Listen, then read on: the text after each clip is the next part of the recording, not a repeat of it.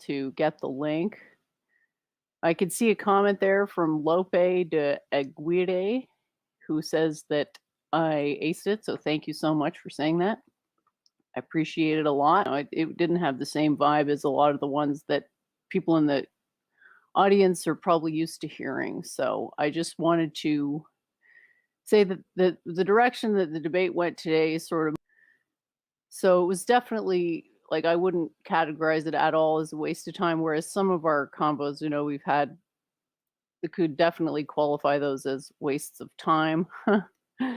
But anyway, I just wanted to go over real quick. And if anyone wants to come on, that would be cool. And if there's any questions that people want to ask, I'm much better in a dialogue than in a monologue. I'm just not really used to presenting my ideas without somebody to bounce them off. So thanks, Christopher. I appreciate it. All in all, I thought it was okay. I think some of the questions were a little tricky, so they would have probably taken quite a lot of time to go into in detail. And I don't like, the idea of answering a question that I'm not being asked or boring the audience or anything. So I tried to keep it brief, but I know at the end, some of those questions, we didn't really get into a full answer for them. So I'll go ahead and share the blog that I've been writing for a few years here, just so people could see what I'm up to, because this is really where hopefully things will go smoothly from here on out. Thanks for your patience, everyone, and welcome back, Duvid. So I think we were just going through the various diagrams that I had made to go into my theories a little deeper. And we had got to the uncertainty principle only ever really operates at the micro level. The conversation ends up starting at atoms, and then it goes all the way to planets, and then it's like, well, wait, where did I make that? Where'd that jump come in from?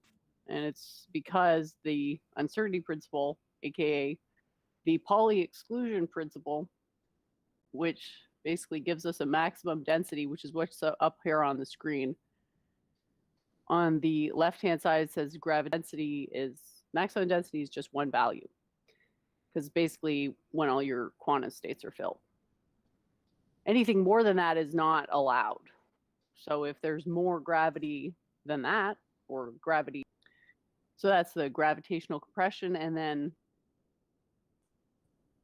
so that's what's pulling the universe together. So if you think of it like a bit like an accordion, it goes, compresses in from gravity, and then pops apart from Pauli exclusion principle.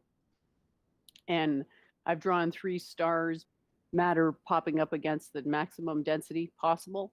And we have different stars. Size are proportional. And that's because the size is connected with the mass, be ejected. If there's more that has to be ejected, it's going to have to go farther, because the point of the ejection is to solve the problem of quantum state crowding. So remove the gravity field. Bigger gravity field, bigger distance, which is, I call that exclusion expansion. And so the way a galaxy grows is from the inside, and it just keeps basically plopping out stars. And then they can have relative ages. But what does that mean? Well, time's temporal. It only becomes temporal once it's giving off light, because the way we establish temporality, like how do we date things? Well, it's the proportions of radioactive elements that we know what their half-life is, and therefore we can deduce how long they've been decaying for based on how much is there relative to some other non-radioactive element. So age is basically it is a measurement of how long the thing's been existing for, but it starts and it'll grow within its own reference frame, but it's not increasing. It doesn't have added time from the other created systems. But when we go to measure it, we have to look through all those other systems. So that's why we get the additive velocity that each of these systems represents, vectorially adding together, so we get these results excluded to the speed of light. That's not precluded.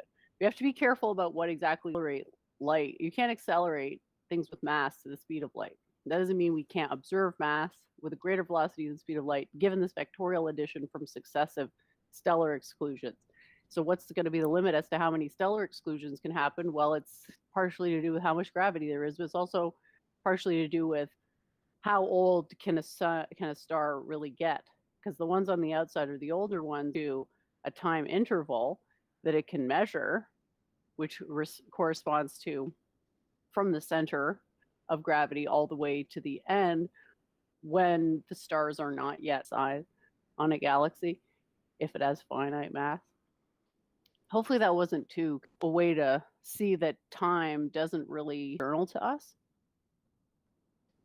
I was very encouraged when Duvid said he understood it better, though. So, and then I did one for temporality more, because time is the one in 3 + 1. So yes, the time we experience as time is time, but it has many attributes, not just that one. We're only really in sync with one of the harmonics of time, if you will.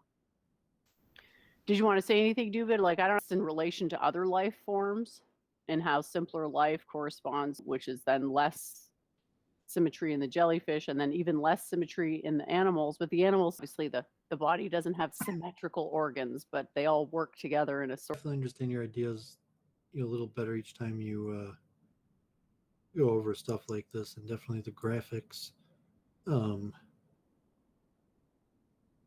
always help. And like, I mean, and what it takes to get from scratch to your idea, like if you're going to program into a computer for results versus explaining it to another person. And to if it's something like, okay, Duvid has explained precursor information, and the explanation is dependent on the precursor information. And so for the technicality, it's because it's a chunk, and through a series of steps of chunks of information, get them to full understanding of the concept. However, the added effect that people have prior chunks. So you're not starting from scratch, and you have people who have precursor information. And if something has very complicated topics like quantum physics, you say some of the precursor information chunks could be beyond the average person. If it's like, the chunks of calculus or calculus-based physics, to someone who had none of the chunks at all could know, well, it's going to take an extremely long period of time. Even the most studious subject would probably take a few years to master information. Like, Duvid, who tried to minor in physics. So I've taken a lot of math and physics courses, but I don't even have an undergraduate degree in physics. Plus someone who likes to think about the subject. And then, there's a certain aspect of what do you do, like, oh, I got it. Like, I understand what Jennifer's saying. So like, then what? It's just like, oh, you just understood a scientific theory, and it's more theory, beat the stock market or something. It's more like, engineering, like mathematical formulas that eventually applied to fields of engineering would have a practical implication to how things are made, how efficient atoms are in, like a gram. But, 10 to the 23rd is a pretty large number.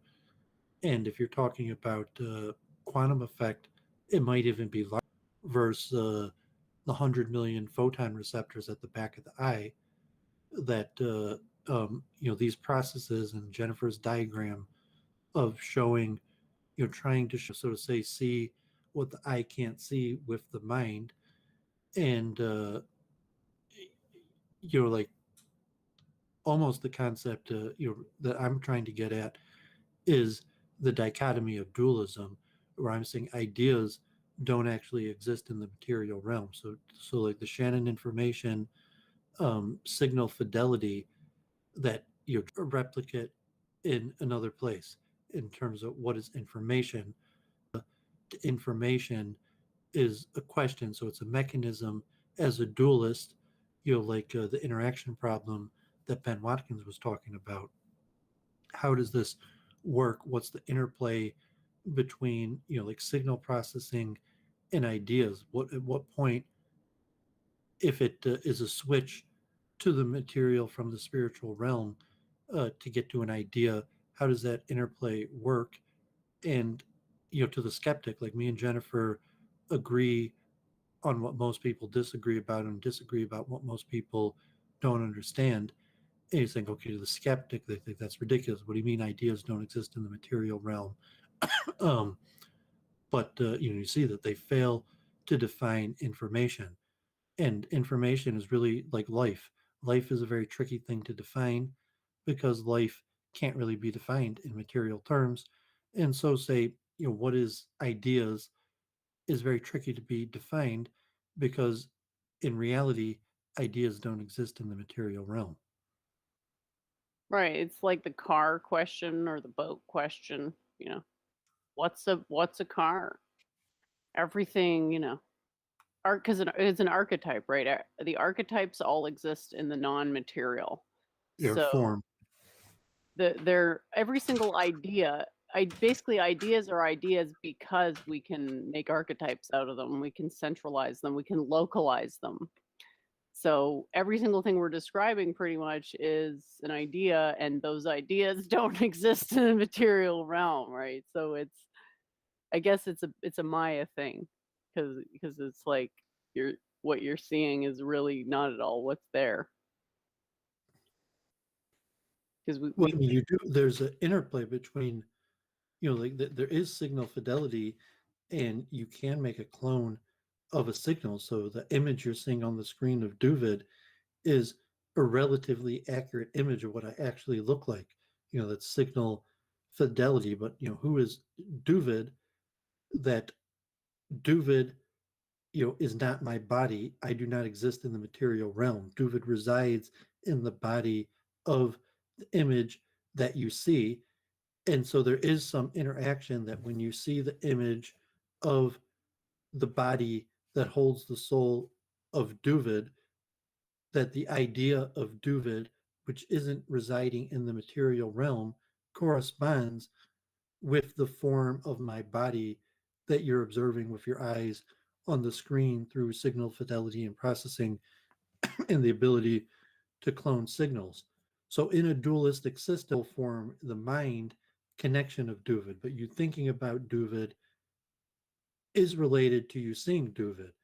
And seeing Duvid is a phenomenon of the material realm, yeah, as opposed to thinking about Duvid is a phenomenon of the spiritual realm.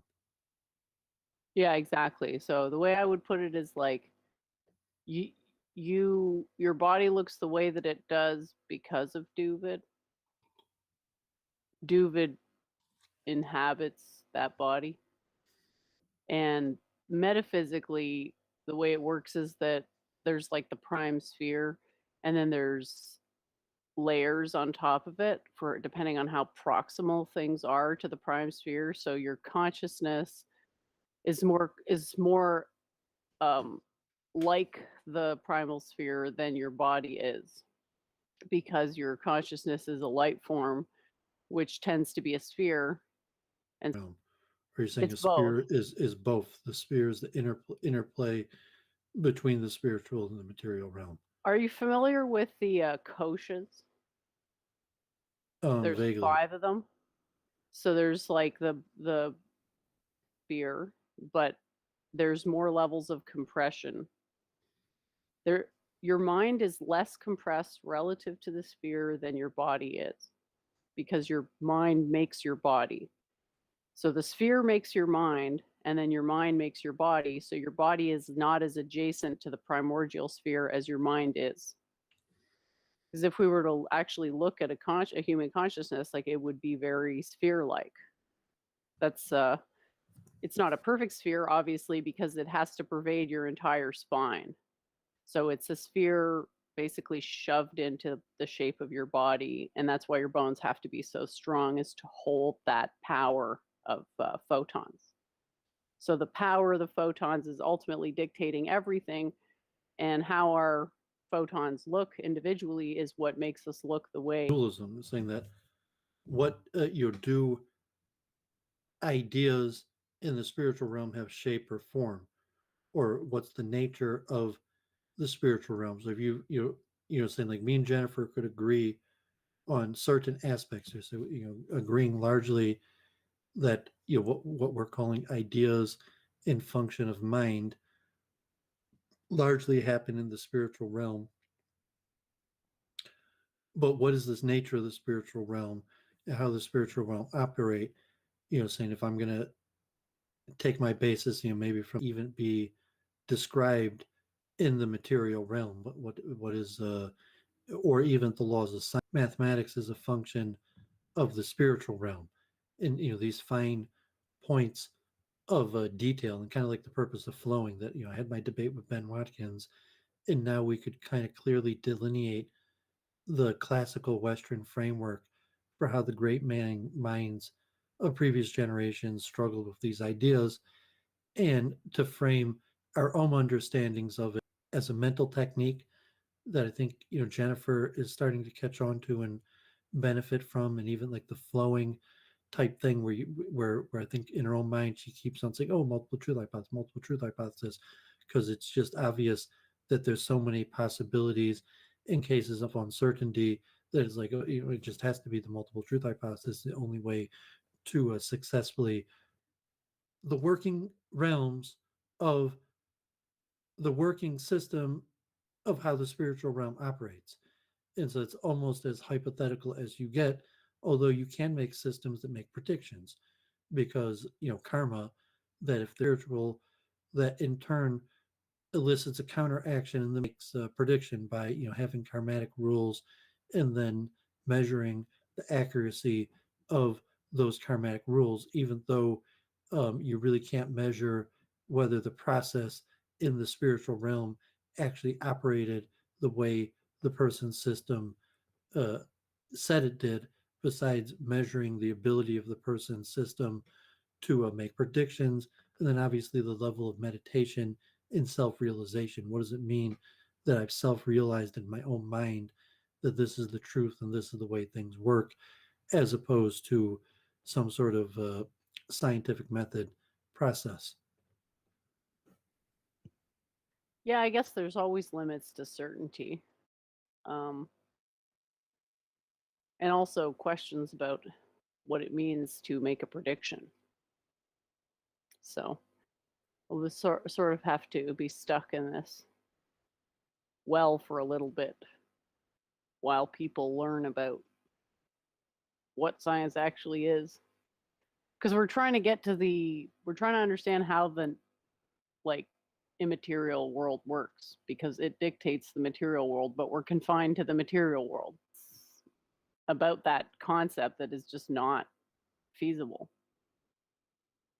Logic of the body is the limiting factor, where saying that the soul's power is limited by the fact that it resides in the body, and that only death or the separation of the soul from the body will end the power of the body and access the full power of the soul.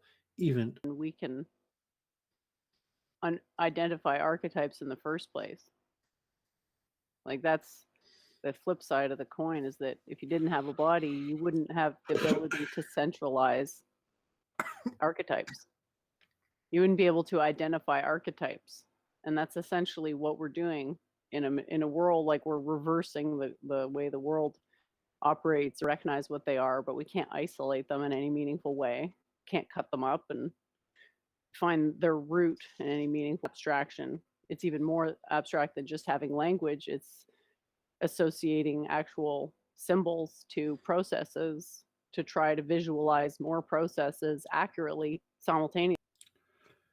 I usually like to mention Plato in the Forum and the Cave, because it's a pretty powerful allegory, one of the most well known, and understanding, and it's a good parable, to say, of understanding the limitation of the material realm. What does it mean to understand versus an objective of saying what is really in reality? At the end of the day, it's going to be more mathematical and formulaic because it's predictions, and generally predictions imply the scientific method in a mathematical way. That real science has to have equations that predict results that can be tested.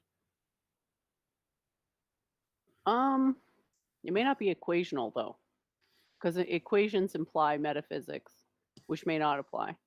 Because we always have this problem of there being no intersection between the material and the ideal. And an equation implies some type of continuity.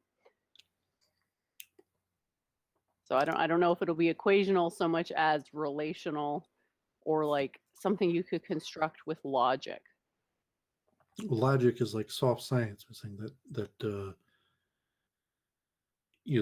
because it can't make predictions. You can't. To reaffirm a sense of self. Where's the equation in that?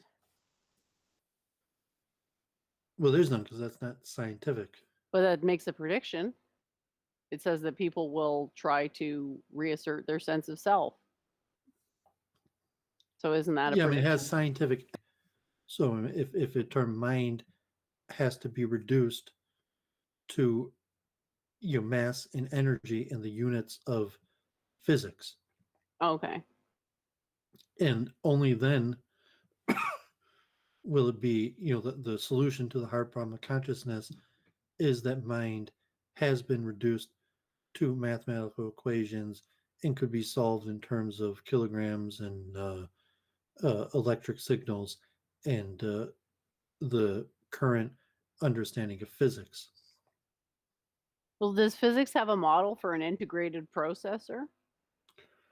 Versus like a sociological, psychological theory that might have equations or logic that like psychometric equations that like 7 items of short-term memory or the various things that have been tested with relative precision on a psychometric level that we said we've measured the mind and we can make predictions of the mind, so that if random people here we start giving digits of numbers or letters that we could reasonably be secure that there is this hard limit of 7 items in short-term memory, even though we can't reduce that to kilograms. App, like how do you write the information in the mind so that you can determine its dimensionality? So we seem to have established that the dimensionality is 11, or at least that's what translate that into a basis if all you have access to is the very last step, which is the words themselves.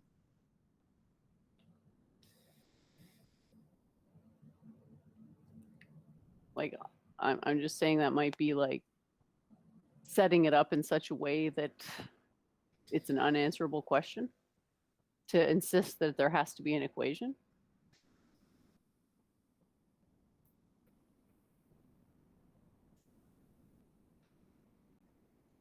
Hello? Are you still there? Yeah, I apologize. I seem to have just like a pounding headache. Oh darn, that's too bad. Well, we don't have to go forever. Didn't really go over the JF thing too much, but we can hold that for the next talk if you aren't feeling up to it. Continuing. Yeah, I guess we cover the most. I'm not sure why I just got this pounding headache, but maybe it's because yeah, you went out and it's just like the first time going out in a while. Yeah, I mean, it was kind of first time being out in a while. Maybe even like minor heat stroke. It was like 90 degrees, and I was outside, and then wearing the mask. But yeah, just give this pounding headache. I was like, I think I'm all right, but I don't have too much to preview for this week. I assume I'll talk with Charles Moskowitz again. So if Jennifer, her debate with T Jump will be scheduled so soon. So likely. Well, what James said was he asked me if I was free on the 9th. And he said he would check back with T Jump, but I haven't heard back. We could talk about it after, or I don't know. And then maybe we will do a Thursday night debate stream if that goes well. Online stream, prep stream, we can. But my head is really kind of pounding. Well, I'd say put it on your forehead so you don't get a burn. Looks like JF got a bit of a sunburn too, so I think what's happening is that maybe you're just a little excited about summer being around the corner. Could be. Yeah, I've had a couple instances of heat stroke. It makes me it makes me take a lot of precautions and go out in the snowsuit there to go out in the sun. So feel better soon, and sorry about the troubles with the stream audience. Hopefully everybody can catch up with the show, and we'll have more content for you next Sunday, if not sooner, and I'll maybe be on Modern Day Debate. So just check that channel. And thanks again, dude, for doing the stream, and we will talk to everyone next Sunday, if not sooner. Yeah, but that's just Bye-bye for now. I mean, so to say, a worthless opinion of. It's so important that she can't be told, she won't be told that it's wrong. And bringing it back to Church of Entropy and her attack dog Gandalf the White. Why don't you learn to shut up and fuck your goddamn logic? they control the media, and the media is capable of making the sheeple believe in anything. Yeah, I don't mind. I mean, we've had these streams, and I've been doing with Church of Entropy, and she's been bringing on new people, and like we did those streams on like stream etiquette. We walked through like the technology. I have like very strongly negative opinions of the kind of Brundle clique. Is she trying to garner She's herself